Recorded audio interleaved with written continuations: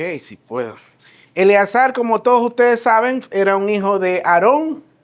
Era el tercer hijo de Aarón, quien era el hermano de Moisés. Eleazar fue una persona que, como toda esta gente en esa época, fueron testigos de muchos acontecimientos grandes, acontecimientos dramáticos en la temprana historia del pueblo de Israel. Este personaje es mencionado más de 50 veces en los libros de Éxodo hasta Josué. Y él pasa a prominencia, eso lo vamos a ver un poquito más tarde, después de la muerte de sus dos hermanos mayores, de Nabiú oh my goodness, y Nadab y Abiú. Después de la muerte de Nadab y Abiú, él pasa a prominencia, era el número 3. Cosas que Eleazar, que moldearon su juventud. Él fue uno de los que salió de Egipto, y al ser de los israelitas que sale de Egipto, él vio las 10 plagas en Egipto, algo dramático, como Dios saca a su pueblo de la esclavitud por medio de su mano fuerte. Y aquí vemos, obviamente, no solo la soberanía, sino el poder de Dios. Dios saca a su pueblo sin que ellos tengan que hacer nada, con su mano fuerte.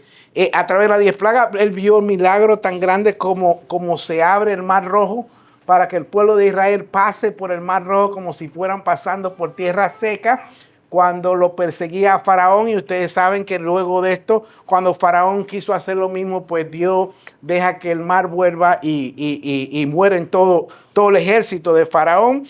Eleazar fue testigo cuando Moisés sube a la montaña y recibe de Dios las tablas de los 10 mandamientos en el monte Sinaí.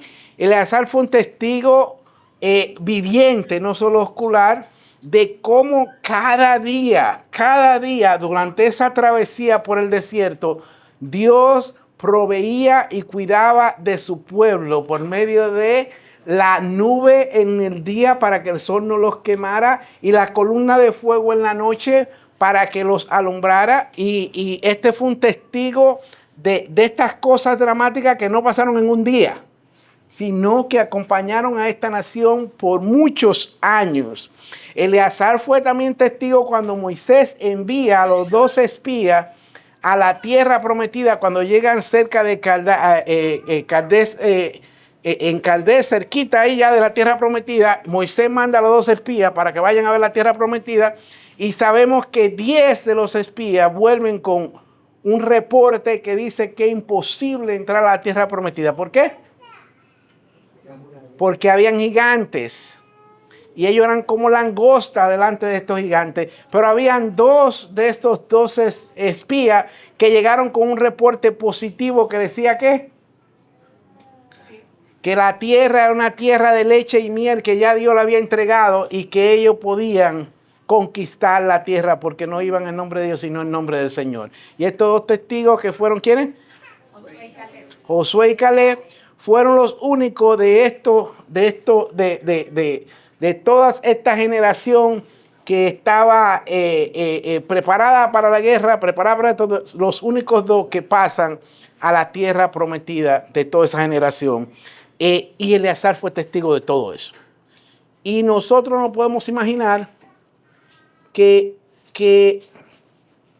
todos ellos, todos los que vieron todos estos milagros, toda esta presencia de Dios, pues no tenían ninguna excusa para no creerle a Dios, ¿verdad?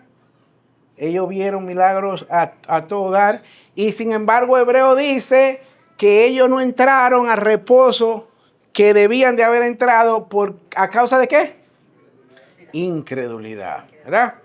Entonces, entonces él también fue testigo de cómo este pueblo respondía a Dios con incredulidad a pesar de todos los milagros, a pesar de toda la provisión, a pesar de todo lo que Dios había hecho.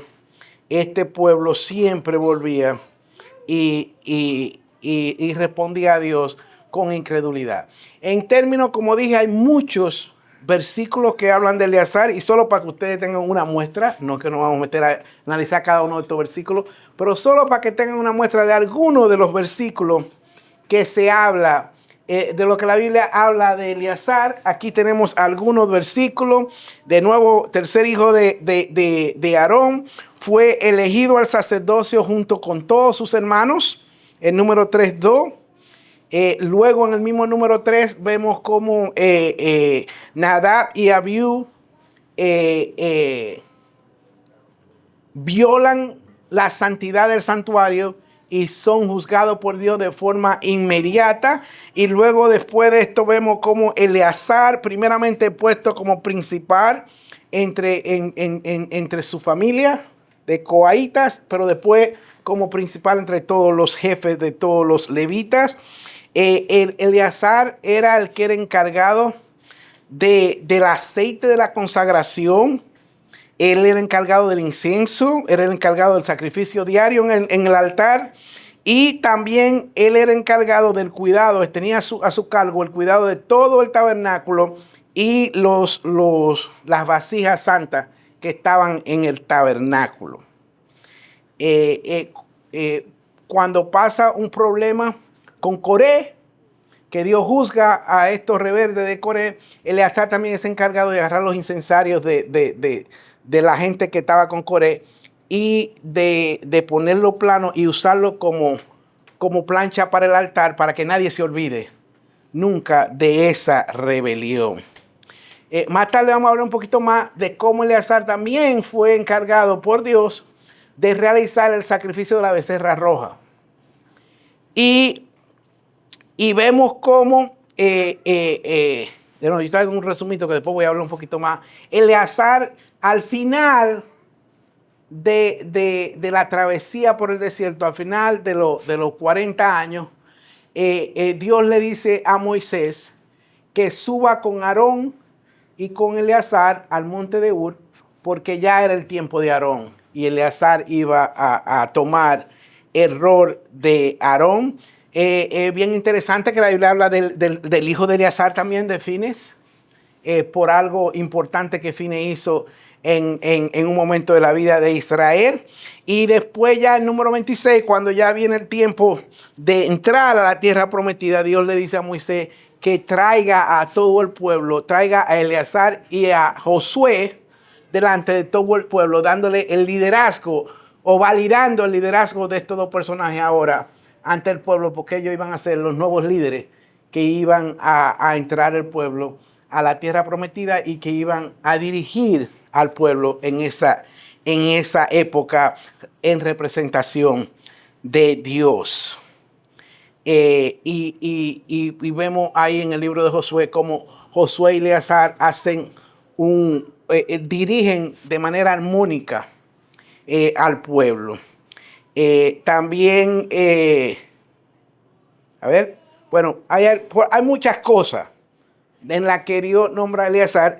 Yo le dije al pastor Josué que me puso a aprender más de este hombre de lo que yo nunca en la vida había hecho. Porque es impresionante todo lo que se habla acerca de Eleazar. Como dije, Eleazar entonces al final de la jornada, cuando van a entrar a la tierra prometida, es quien dirige. Ustedes se recuerdan que Dios manda al pueblo a que se santifique antes de pasar el Jordán. Dios va a abrir el Jordán para que el pueblo de nuevo pase en tierra seca. Pero ¿cómo se abre el Jordán? ¿Recuerdan cómo se abrió el Mar Rojo? ¿Qué pasó para que se abriera el Mar Rojo? ¿La hora de quién?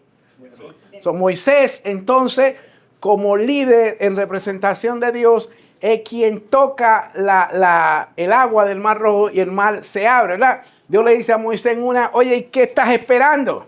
Camina. ¿Y cómo se abre el Jordán? ¿Quién? ¿Caminando quién? Los sacerdotes, ¿verdad? Iban delante Eleazar, que era el encargado de todos los sacerdotes, todos los levitas, iba adelante y a medida que los sacerdotes pisaban el agua, se abrió del Jordán. Entonces, Josué, los que quieren leer el libro de Josué, los primeros 12 capítulos del libro de Josué, ahí se habla de las batallas, ahí se habla de las estrategias, ahí se habla de todo, la conquista de la tierra prometida. ¿Y quién es el protagonista ahí? Josué. Es el líder militar que está dirigiendo al pueblo, que está llevando todo esto. En los otros capítulos del libro de Josué, del 13 al 21, ahí ya entran y entonces ahí hay que hacer otras cosas. Y ahí el protagonista entonces pasa a ser Eleazar, y por eso siempre se habla ahí Eleazar y Josué. Anteriormente solo era Josué, ahora es compartido el liderazgo entre Eleazar y Josué. Es interesante, y aquí nuestro Josué me puede corregir, no ese Josué que estoy hablando ahí, en lo que voy a decir ahora, porque eso no lo encontré en la Biblia, sino una de las cosas que uno pone a pensar cuando uno está estudiando. Es interesante que anteriormente teníamos a Moisés y a Aarón. Pero Moisés tenía dos roles. Moisés era el líder principal del pueblo, como en términos de gobierno. Pero también Moisés era líder espiritual. Moisés daba la palabra de Dios al pueblo. Y Aarón tenía la función de servir a Dios en el tabernáculo, en el santuario. Entonces, Moisés es sustituido ¿por quién? Por Josué. ¿Y Aarón es sustituido por quién? Por Eleazar. Pero los roles cambian un poquitito. Josué es líder de gobierno, líder militar. Entonces ahora Eleazar el sacerdote, es el líder espiritual del pueblo. Es unido los dos, pero como que cambió un poquito cuando pasaron los nuevos líderes, y eso se ve en diferentes partes de la historia. Y yo creo que voy a terminar demasiado rápido, así que aquí va a haber tiempo para preguntas y se van a ir, como dice, hoy voy a dejar por primera vez contento a Jorge. De todas las veces que me he parado aquí, yo creo, Jorge, no prometo, pero yo creo que vamos por ahí, que hoy tú te vas contento de aquí. Para los que no saben, es que siempre como que el tiempo se me vuela y no termino. Vamos a ver, pues todavía tengo esperanza yo de que pase esto. Entonces, ¿qué aprendemos nosotros de la vida del sacerdote Eleazar? ¿Qué podemos aprender nosotros de la vida de este personaje? Y pensando yo en estas cosas, lo primero que me vino a la mente, en términos de las cosas que podemos aprender de él, es que Dios elige, pero no solo elige, sino que capacita a sus siervos para la tarea que él le asigna. En la vida de Eleazar vemos en primer momento, Éxodo, alguien que pueda leer Éxodo 28:1. En Éxodo 28:1.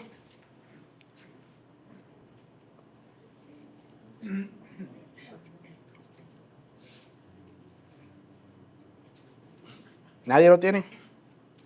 Harás llegar delante de ti a Aarón tu hermano y a sus hijos consigo, de entre los hijos de Israel, para que sean mis sacerdotes, a Aarón y a Nadab, Abiú, Eleazar e Itamar, hijos de Aarón. Entonces Dios escoge a Aarón, hermano de Moisés, y a la descendencia de Aarón, a sus 4 hijos, para que sean sacerdotes ante su presencia. Aarón, sus hijos y sus descendientes eran los únicos autorizados a ser sacerdotes delante de Dios. Sabemos, como dije antes, que poco después de esto pasa, que Nadab y Abiú, los 2 hijos mayores de Aarón, violan la santidad del santuario al ofrecer fuego extraño delante del Señor, y por ello el Señor los juzga y los mata instantáneamente en ese momento. Y al pasar esto, ¿cuántos hijos le quedan a Aarón? 2, Eleazar e Itamar. son los dos que quedan, ¿verdad? Pero algo bien interesante, y esto fue lo primero que me llamó a mí la atención. Cuando pasa este evento, que fue un evento dramático, obviamente dramático para todo Israel, pero dramático para Aarón y para los otros dos hermanos, por supuesto, Dios habla con Moisés y con Aarón. Y Dios le da instrucciones más claras acerca del ministerio de los sacerdotes.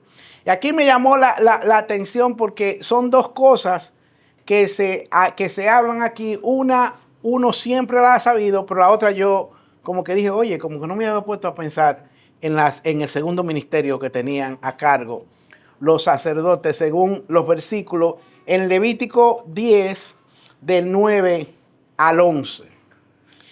En Levítico 10, del 9 al 11, en primer lugar, ¿sabemos cuál es el primer oficio de los sacerdotes? Servir en el templo, ¿verdad? Servir en el tabernáculo, los sacrificios y toda la parte que había, todos los servicios del templo. ¿Y qué dice Dios que ellos deben tener en cuenta cuando están haciendo esta labor en el templo? ¿Qué dice Levítico 10, 9? Tú y tus hijos contigo no beberéis vino ni sidra cuando entréis en el tabernáculo de reunión para que no moráis. Ok, está ahí. Entonces, lo primero parte de su ministerio es entrar al tabernáculo, es servir en el tabernáculo.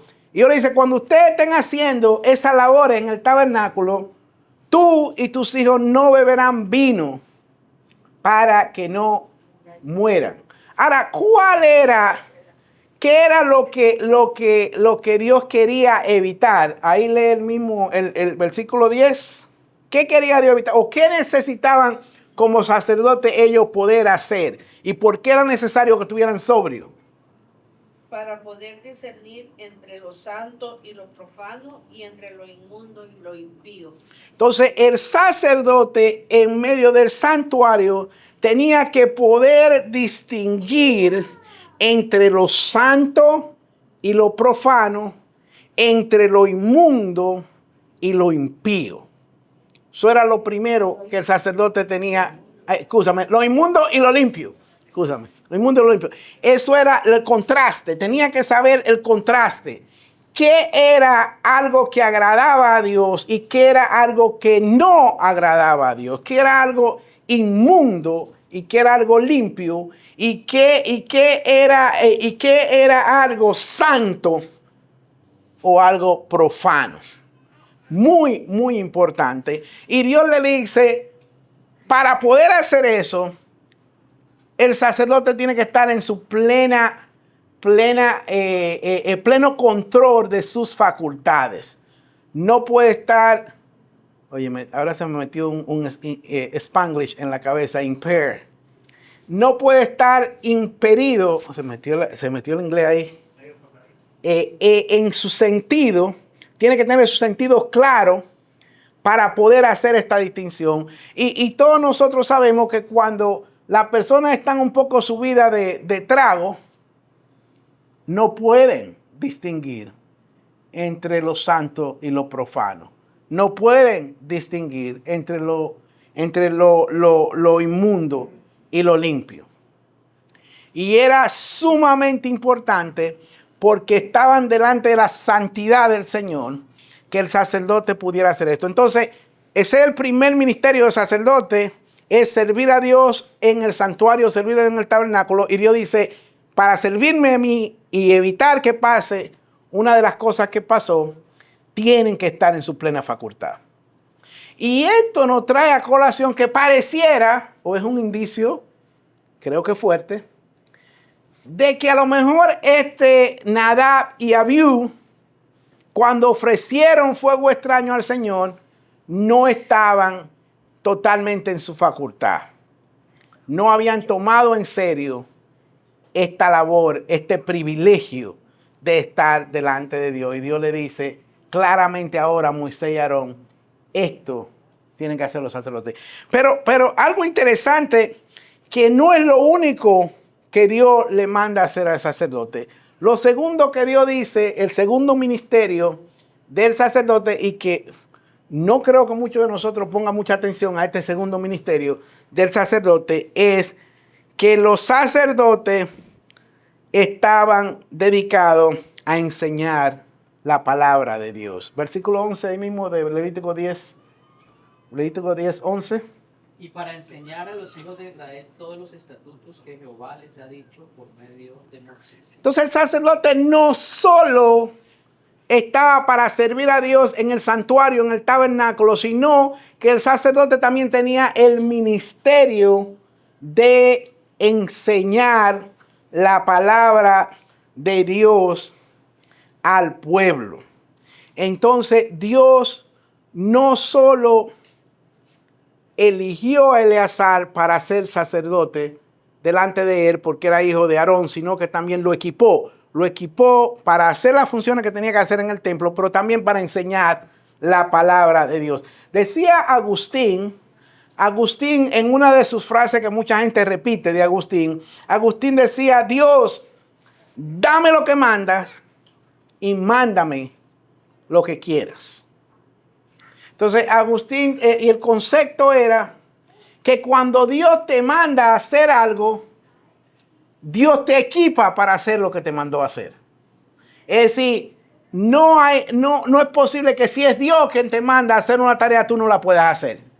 Porque si Dios te manda a hacer una tarea, Él te ha equipado para hacer esa tarea. Y aquí vemos que Dios, en toda la vida de Eleazar, Él estaba mandándolo a hacer una labor, pero al mismo tiempo lo iba equipando para cuando viniera el momento en que Eleazar iba ahora a tomar cargo como sumo sacerdote y iba a seguir ahora la labor que Dios le había dado a su padre Aarón. Y eso es algo que vemos durante toda la vida de Eleazar. Entonces lo primero es esto: Dios elige a Eleazar, Dios equipa a Eleazar. Y eso lo vemos a través de toda su vida. Eleazar fue puesto en cosas importantes, pero en toda él hizo esa labor de manera fiel. Él aprendió del error que habían cometido sus hermanos al no tomar las cosas de Dios en serio. Pero Eleazar también es un ejemplo para nosotros de la importancia de que nosotros debemos de crecer en obediencia y sabiduría. Eleazar fue equipado por Dios, pero él obedeció a Dios. Él obedeció a Dios y iba creciendo en obediencia y sabiduría. Y había muchas cosas, como dije, que Dios le puso a Eleazar, que le habló a Aarón y a Moisés para que Eleazar lo hiciera. Eleazar, como dije, estaba a cargo de los coahitas. Los levitas, que fueron los que... quiero un paso atrás. Dios elige a Aarón y a su familia para hacer ¿qué? Los sacerdotes. Pero obviamente la labor del tabernáculo, la labor del templo, si lo queremos decir, por el tabernáculo, que es lo que estaba aquí, necesitaba más que los sacerdotes, ¿verdad? Había muchas cosas que hacer. Y además después, cada vez que ellos se movían de un lado para otro, ¿qué había que hacer con el tabernáculo? Había que desarmarlo, había que cargarlo, había muchas labores. ¿Y quién iba a hacer esas labores? Bueno, en términos teóricos, si no podemos ver, todos los primogénitos de Israel le pertenecían a Dios. ¿Por qué? ¿Se recuerdan lo que pasó en Egipto? La última plaga. Fue la plaga de... En esa plaga, Dios salva a los primogénitos de Israel y dice: los primogénitos son míos. Los primogénitos le pertenecen a Dios. Después pasa, cuando ellos pasan, que Moisés sube a recibir los 10 mandamientos. ¿Qué pasa cuando Moisés está hablando con Dios, que ya Dios le da los 10 mandamientos? ¿Qué le dice Dios a Moisés? ¿Se recuerda? Había un ruido, había algo raro que estaba sonando. ¿Qué le dice Dios a Moisés? Baja rápido. ¿Por qué? Porque tu pueblo se ha pervertido. Baja. Moisés viene bajando y Josué, que viene con Moisés, Josué no sabe lo que Dios le dijo a Moisés. Y Josué le dice: oye, yo oigo como ruido de guerra. Están peleando allá abajo. Y Moisés le dice, no es ruido de guerra lo que tú estás oyendo. No es ruido de guerra. Y ellos bajan. ¿Y qué estaba haciendo el pueblo? El becerro de oro, ¿verdad? Estaban ahí haciendo locura. Moisés se molesta tanto que él rompe las 2 tablas de los 10 mandamientos que Dios le ha dado, de tanta incomodidad que tiene. ¿Y qué dice Moisés? ¿Qué dice Moisés? Los que están conmigo, para este lado. Y le dice, vayan y maten a sus hermanos, a todos los que están haciendo esta locura ahí. ¿Y quiénes salen a hacer esto? ¿Quiénes fueron con Moisés? Los levitas. Los levitas. Y ellos son los que hacen eso. Después que pasa eso, Dios dice, los levitas los estoy apartando y ahora ellos van a tomar el lugar de ¿quién? De los primogénitos. ¿Verdad? Entonces los levitas van a tomar el lugar de los primogénitos y ahí viene que el pueblo tenía que pagar por la redención de esos primogénitos. Y los levitas, hay un asunto matemático que no voy a meter aquí de cuánto y cuánto, pero los levitas aquí son apartados. Entonces ya no es solo Aarón y su familia, sino todos los levitas. Claro que Aarón y su familia y Moisés eran levitas también. Pero todos los levitas ahora son separados. Entonces se separan en 3 familias. Eran 3 familias de levitas. Y una de las familias son los coatitas. Y los coatitas fueron los que eran encargados de llevar las cosas santas, las vasijas santas, toda la parte santa del santuario. Eran los coatitas. Y Eleazar era el jefe de los coatitas. Había otra familia que era encargada de las tiendas. Y había otra familia que era encargada de llevar la parte de los barrotes de madera, los barrotes de los pilares y todo esto, ¿verdad? Pero los coatitas eran los encargados de las cosas santas. Y Eleazar siempre estuvo como encargado de las cosas santas de Dios. Él fue después nombrado jefe principal de todos los jefes de los levitas. Como dije, supervisaba el aceite, el incienso, los sacrificios rituales diarios. Pero también en número 9, Dios habla a Moisés y le dice, y a Aarón, y le dice que ellos tienen que realizar un sacrificio especial. Y le dice que el que tenía que hacer ese sacrificio especial era Eleazar. Y este es el famoso sacrificio de la becerra roja. Creo que la Nueva Valera le llama la novilla aleazana. La becerra roja, lo voy a decir para simplificar, ¿verdad? El sacrificio de la becerra roja, que está en número 9, es un sacrificio impresionante. Eleazar debía de tomar una novilla de color rojo sin defecto, y esta novilla era sacada fuera del campamento, y luego que se sacaba fuera del campamento, era sacrificada fuera del sacramento. Luego que la novilla era sacrificada, la sangre de la novilla era usada para rociar el tabernáculo de reunión donde se guardaba el arca del pacto. Y luego todo lo de la novilla, todos los huesos, toda la carne, todo era quemado, junto con la madera que estaba también ahí, todo era quemado. Y las cenizas que salían de este sacrificio eran usadas para hacer agua de purificación para los sacerdotes. Y entonces el sacerdote que se volvía impuro tenía que lavarse con esta agua de purificación para volverse puro. Todo esto está en Números 19. Es un sacrificio impresionante porque todos los elementos de este sacrificio apuntan al sacrificio perfecto de Cristo. Cristo fue sacado fuera del campamento, fue sacrificado fuera del campamento, y la sangre de Cristo nos lava de todo pecado. Cristo dice que Él es una fuente de agua viva, y Él dice, todo el que tiene sed, venga y beba gratis del agua de vida que es Jesucristo. Él es el agua de nuestra purificación. Entonces, todo este sacrificio especial de esta becerra roja, que ellos lo hacen por primera vez aquí, y es Eleazar quien lo hace, es un sacrificio que apunta a Jesucristo, tanto que el autor de Hebreo menciona indirectamente este sacrificio. ¿Alguien puede leer Hebreo 9 del 13 al 14? Porque si la sangre de los Duro, tiene que ser duro, déjeme ser. porque si la sangre de los toros y los machos cabríos y las cenizas de las becerras traseadas a los inmundos, santificad para la purificación de la carne. Siga, 14. Cuando más la sangre de Cristo, el cual mediante el Espíritu Eterno se ofreció a sí mismo, sin mancha a Dios, limpiara vuestra conciencia de obras muertas para que se sirva a Dios vivo.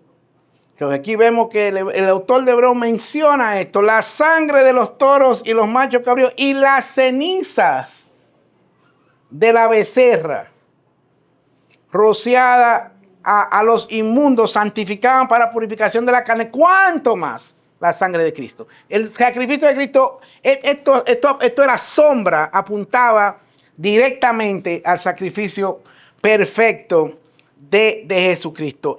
En todo lo que Eleazar hizo en estos 40 años, mientras se preparaba para ser sumo sacerdote, Eleazar fue fiel en su labor. Entonces es importante también, nosotros a veces queremos, bueno, yo y creo que aquí se ha hecho alguna alusión de gente que ha llegado a esta iglesia y vienen a un culto un domingo y al terminar el culto la persona se acerca al pastor y le dice, óigame, yo quiero ser pastor de esta iglesia.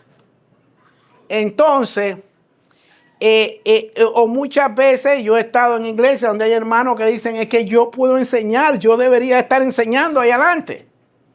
Pero vemos que Eleazar vivió toda su vida en obediencia a lo que Dios le mandaba hacer, a lo que Moisés y Aarón mandaban hacer de parte de Dios.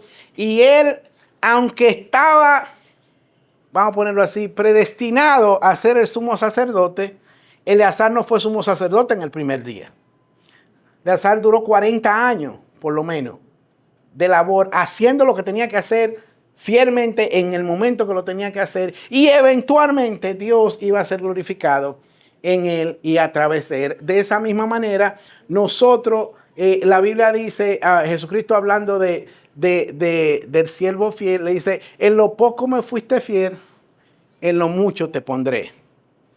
Y nosotros tenemos que aprender a ser fiel al Señor en lo que nos toca hacer, en lo que Dios nos ha puesto a hacer. Y sea esto poco, sea esto a nuestra vista insignificativo, eso no tiene nada que ver. Si Dios ha puesto que nosotros hagamos algo, en eso nosotros tenemos que aprender a ser fiel. En eso nosotros tenemos que saber que estamos agradando al Señor en lo que nos toca hacer y estar no solo conformes, sino agradecidos. Siempre me recuerdo en los evangelios cuando al principio agarran preso a Juan y a Pedro, lo entran en la cárcel y los jefes de la sinagoga, porque estaban predicando a Jesucristo, le dicen no hable de Cristo, pero ellos no quieren dejar de hablar, entonces le dan latigazo. Y siempre me recuerdo que cuando ellos salen de ahí, lo sueltan y ellos van contentos por la calle. Oye, contentos porque le dieron latigazo.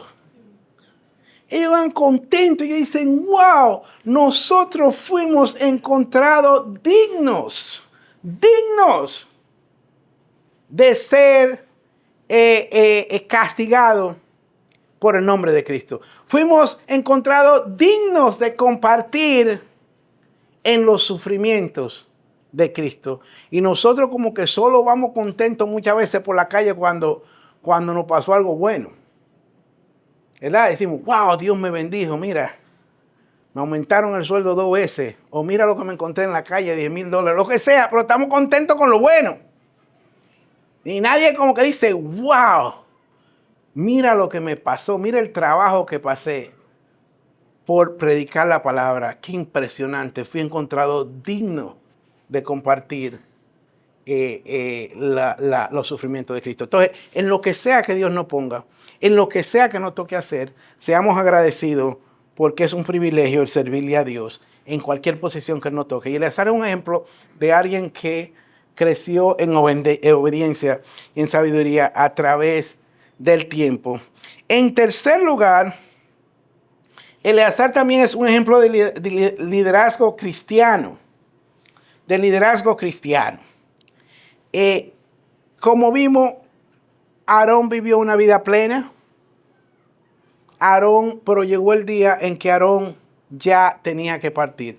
Aarón no se le permitió entrar a la tierra prometida.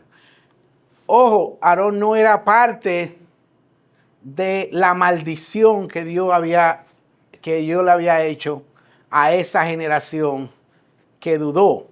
Pero Aarón sí formó parte de lo que pasó en Cadés, en Meribá de Cadés. ¿Recuerdan lo que pasó en Meribá de Cadés? Cuando Aarón y Moisés estaban ahí, cuando Dios manda a que Moisés toque la roca para darle agua al templo, Moisés se molesta con el pueblo y Dios dice que no va a entrar a la tierra prometida por lo que hizo.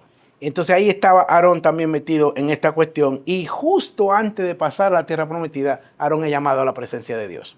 Aarón no entró a la tierra prometida y Eleazar estaba listo en ese momento, ya estaba preparado en ese momento para tomar el lugar de su papá como sumo sacerdote. Y aquí se pasa el bastón, como quien dice.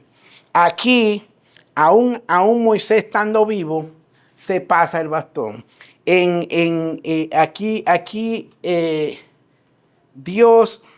Moisés ora a Dios en Números 27.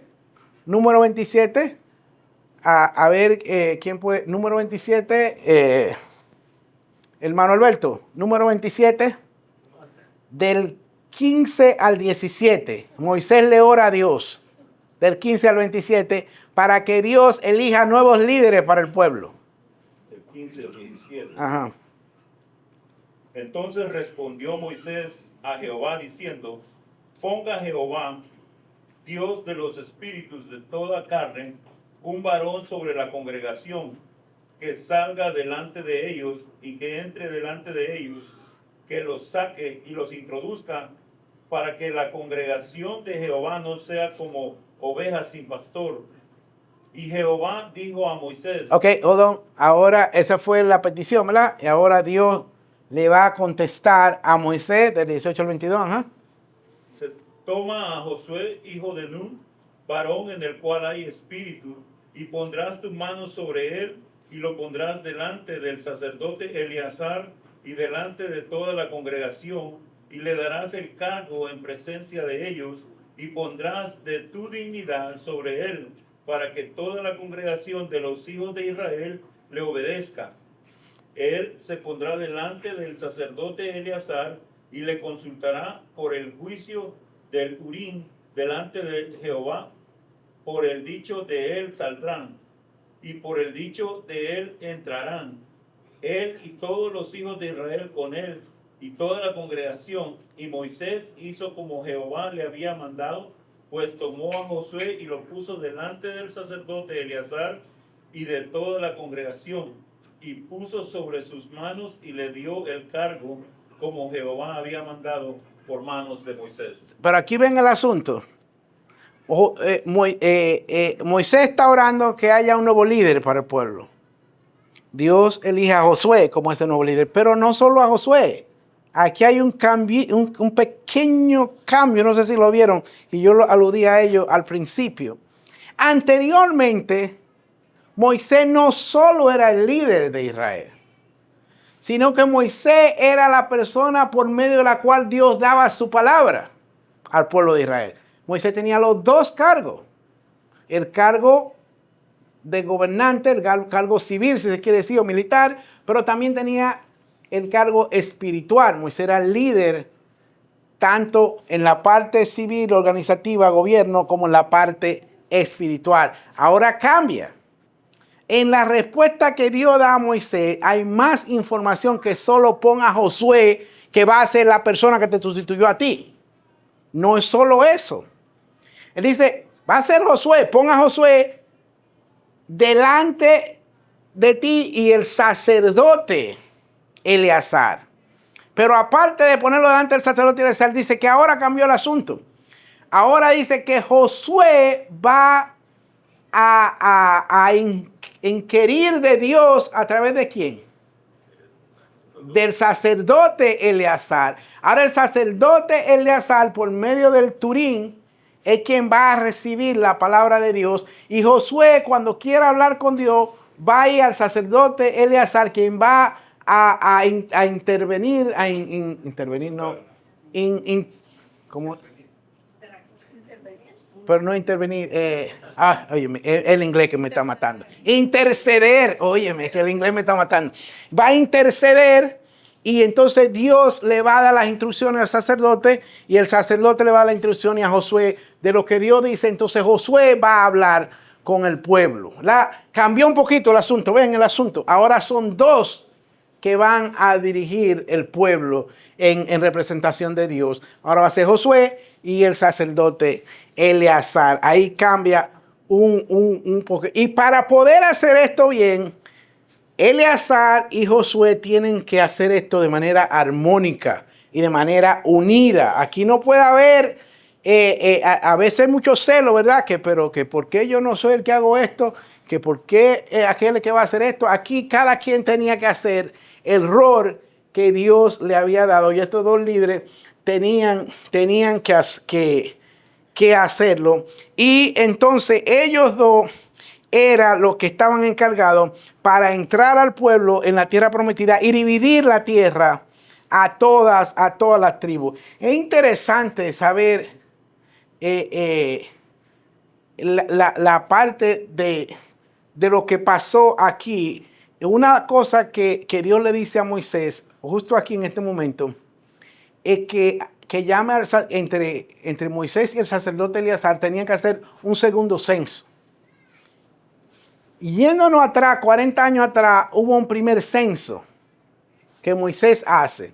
En ese primer censo se registran todas las personas que tienen más de 20 años, que eran aptos para la guerra. Y ahora Moisés, ahora aquí, hace un nuevo censo con Eleazar. Y en este nuevo censo, algo interesante es, se me perdió la cifra. ¿Dónde está mi cifra? En algún lado la tengo. Interesante, en el primer censo habían 63,550 personas de más de 20 años aptos para la guerra.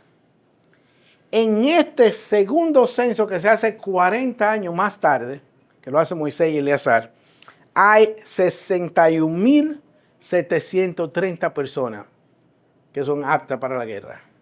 Así que en el primer censo habían 2,000, casi 2,000 personas más que en el segundo censo. La población había decrecido, no había crecido en 40 años. Como ya Josué dijo, lo más común en esos 40 años era, ¿qué era? A ver si se recuerdan de los entierros. Era lo más común que pasaba en esos 40 años. Entonces Eleazar primeramente es un ejemplo de cómo Dios elige y capacita a su siervo. Eleazar es un ejemplo de la importancia de crecer en obediencia y en sabiduría en lo que Dios nos ha mandado a hacer. Y Eleazar es un ejemplo de liderazgo en la iglesia, como él y Josué dirigen al pueblo en todo lo que Dios le manda a hacer. De igual manera, nosotros necesitamos de líderes piadosos en la iglesia que dirijan al pueblo de Dios en las cosas que Dios le manda a hacer de manera fiel, en lo que Dios le pone a hacer. Y es importante que las iglesias tengan un sentido de sucesión espiritual también. Debe haber un sentido de qué pasa con el seguimiento del liderazgo hasta que Dios venga, hasta que el Señor regrese. Estamos llamados, los líderes de la iglesia están llamados a dirigir al pueblo de Dios y debe haber un sentido de sucesión espiritual. Es triste ver muchas veces cuando tú tienes, y eso se ve en los gobernantes. Tuvo un gobernante fuerte, tuvo un gobernante que tú dices, wow, qué fuerte este gobernante. Pero mientras más fuertes son, menos le gusta preparar a nadie. Siempre hay un poquito de que, preparo a alguien y después va y trata de hacer algo en mi contra. Y a veces en la iglesia se da eso también. Entonces las iglesias deberían de no portarse como el mundo, sino de tener un liderazgo piadoso y una sucesión en ese liderazgo, como vimos aquí, de Aarón a Eleazar. Dios elige a Eleazar para que pudiera asumir sin problema, elige y lo capacita para que pudiera imprimir sin problema todo lo que le manda a hacer. Y algo interesante de Eleazar que vemos es que Eleazar se ve, el carácter de Eleazar se ve en que la sucesión sacerdotal sigue de la línea de Eleazar por lo menos por 7 generaciones. Hasta que vino Elí. Elí venía de Itamar, no de Eleazar. Y después la línea de Eleazar vuelve al sacerdocio con el sacerdote Sadoc durante el reino de Salomón.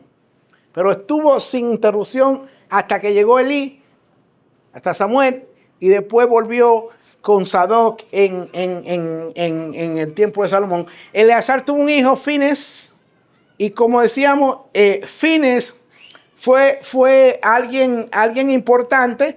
Fines tenía el carácter de su padre y resultó que en una época los israelitas se apartaron de Dios y estaban envueltos en idolatría mezclado con pecado sexual.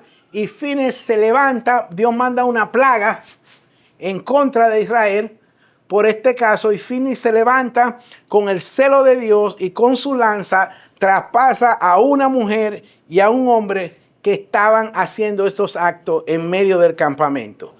Dios para la plaga en reconocimiento a lo que hace Fines, y Dios hace un pacto de paz con Fines en número 25 del 1 al 9.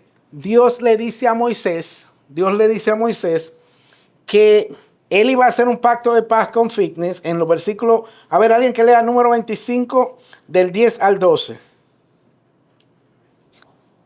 Entonces Jehová habló a Moisés diciendo: Fines, hijo de Eleazar, hijo del sacerdote Aarón, ha hecho apartar el furor de los hijos de Israel, llevando el descelo entre ellos, por lo cual yo no he consumido en mi celo a los hijos de Israel.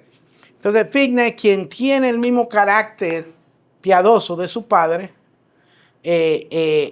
aquí hace o intercede por el pueblo para que Dios pare una plaga que había mandado. Entonces vemos que el sacerdote Eleazar no solo fue un hombre de carácter, sino que fue un hombre de carácter que se ve, que su carácter se ve en las generaciones futuras que siguen obedeciendo en el tiempo, estoy hablando ahora del sacerdocio, ante Dios. Nosotros a veces en la iglesia queremos elegir líderes porque son carismáticos, porque han estudiado. Nada en contra de los estudios. Yo he estudiado un montón en mi vida. No tengo nada en contra de los estudios. Pero queremos elegir líderes porque han estudiado, porque son carismáticos o porque tienen simpatía. Pero en la iglesia los líderes deben ser elegidos porque Dios elige a sus líderes y porque son hombres llenos del Espíritu Santo que están creciendo en obediencia y sabiduría. Y esa es la base en la que se deben de elegir los líderes. Dios mira el corazón, Dios no mira lo de afuera. Y es notable algo interesante ya para finalizar de este personaje, que la Biblia no habla de ninguna reprensión que Dios le hiciera a Eleazar en la Biblia. Y vemos que el tipo de vida que vivió de Eleazar, pudiendo hacer sus funciones con fidelidad, agradando a Dios, es una vida que solo se logra en oración y en obediencia, como dice Romanos 2. Entonces, de este personaje podemos aprender lo importante que es que nosotros obedezcamos a Dios en lo que Él nos ponga, en lo poco que nos ponga, pero no solo obedecerlo porque estamos conformes, sino estar agradecidos, porque si estamos sirviéndole a Dios, eso es un privilegio grande. Y tener esa actitud siempre abierta de servir a Dios con un corazón abierto, con un corazón de agradecimiento, porque Él nos pone. Y también saber que si Dios nos pone en algún lugar, Él va a capacitarnos. Porque Dios no solo elige, sino que capacita a las personas que Él elige. ¿Alguna pregunta que tengan sobre esto? ¿Quedó algo que no quedó claro? ¿Ninguna pregunta? No, interesante que todos los sacerdotes son levitas, pero no todos los levitas son sacerdotes. Exactamente. Solo eran sacerdotes los que eran directamente de la línea de Aarón. Solo ellos podían ser sacerdotes. ¿Alguna otra pregunta? Pero muy bien, exactamente. Habían otros levitas que tienen otras funciones en el tabernáculo, pero no la función de ser sacerdote. Otra... Dígame.